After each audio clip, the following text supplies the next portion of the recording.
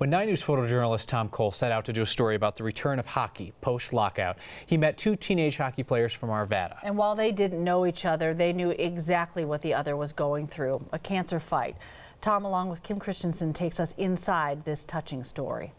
I started this story probably about 3 or 4 months ago. I knew right from the start that Tom was really connected to this story.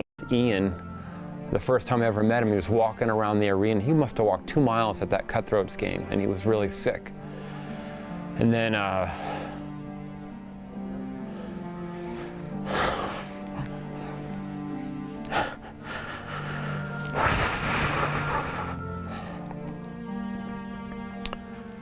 the next time I saw him, he was in a wheelchair.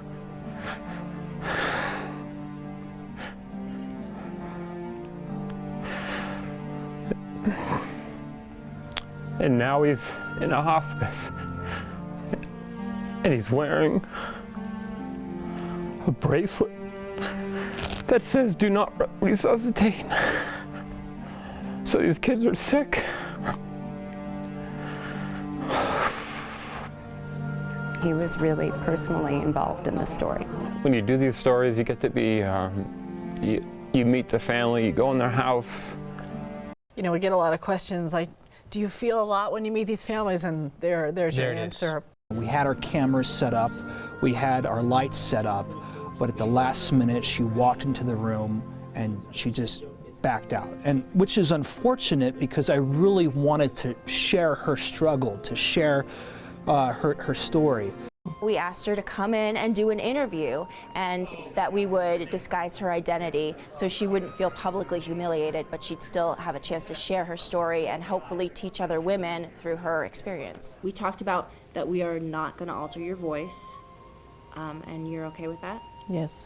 She was embarrassed. We're not allowed to ride along with them, so instead one of the local county sheriffs said, come ride with us in my SUV and I'll take you along on the bus.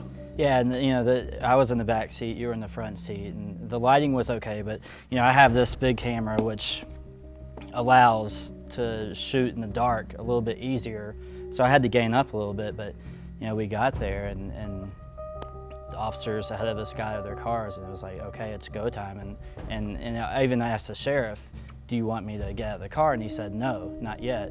And so, you know, then he punched it.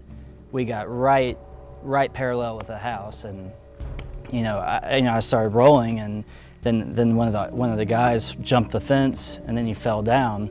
So I wanted to stay with that, and it was just like, You kind of get a feel that it's not like Hollywood when you see that type of thing.